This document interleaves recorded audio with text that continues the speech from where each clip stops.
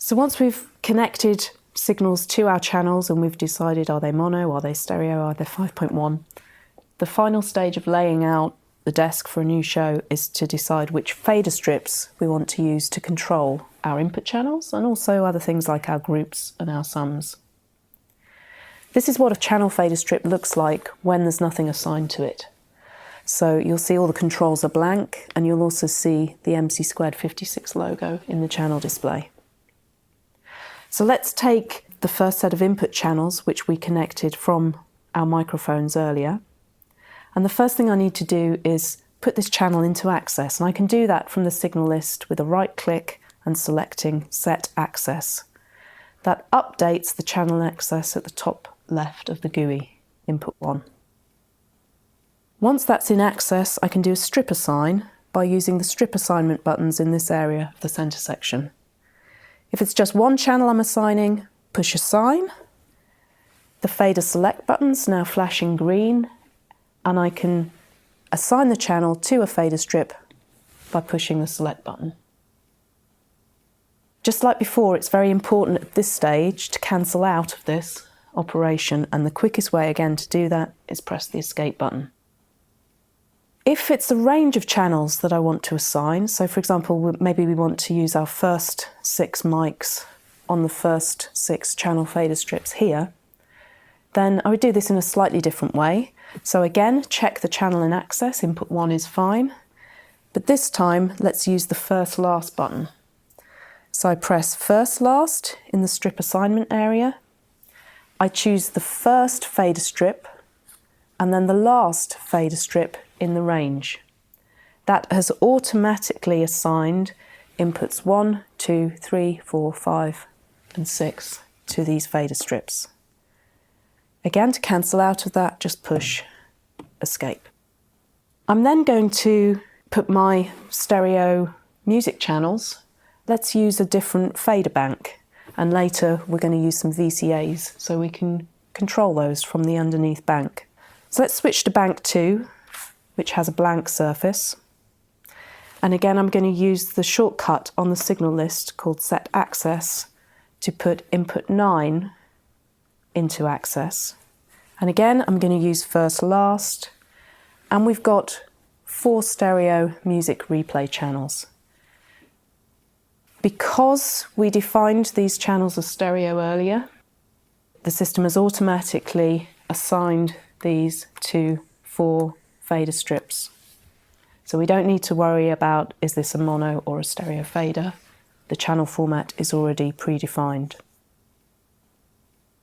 Again, press escape to come out of the fader assignment, and we can now see that on bank 1 I have my microphone channels, and on bank 2 I have my music playback. Okay. Whenever you're doing a strip assignment operation, it's important to cancel out of the assign, and that's because if you don't and you press a fader select, for example like this, I've now assigned input channels where my VCA masters were. So how do I undo that? Well, the 2 options. If you already had saved a snapshot earlier, you could load that, would be the simplest method. But here we haven't saved the work we've done so far, so I'll need to manually rectify that mistake.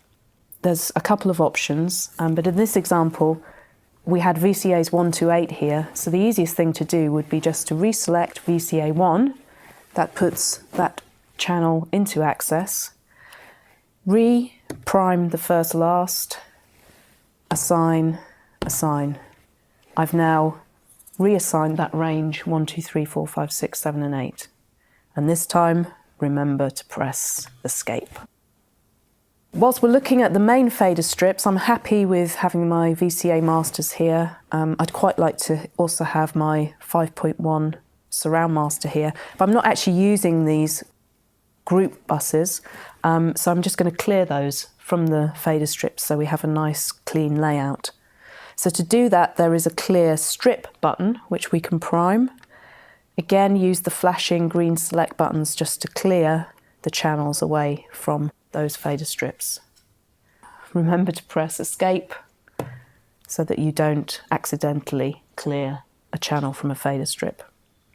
If we want to bring something else up on those fader strips, and it's something that we haven't yet used on the surface, then there is a third way in which we can change the channel in Access. And that's from the Access Assign panel, which appears on the right of the touchscreen when I press Access Assign key in the center section here. So with this touchscreen panel visible, I can now enter on the control panel the type of channel I want to control. So in our example, let's say we want to access aux master number 1. So I've pressed aux 1 and the enter button. So if we used first last for the fader strip assignment and we push a fader strip here and a fader strip here, we've now assigned the aux masters 1, 2, 3, 4 across on these 4 main fader strips. Press escape to cancel out of the assign.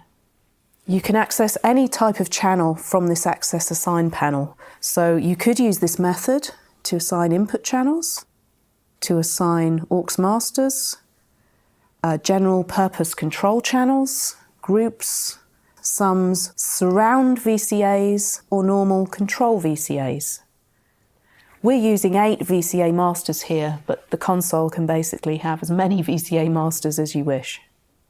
You'll also see at the bottom of the Access Assign panel there are touchscreen buttons for the strip assign and for the bus assign that on the MC256 we have dedicated hard keys for, so it's just a duplicate of that, those button options. And when you're entering a number in this area, so for example if I want to replace these auxes, this isn't what I want more VCA masters. So let's start with VCA 9. I always use the method touching VCA 9 and enter. But there are other ways of changing this access channel, so I can use the next button to choose the next channel type. So let's take VCA 9, first, last, fader, fader. Now I have lots of VCA masters for controlling channels that are on the surface, perhaps on an underneath bank or layer.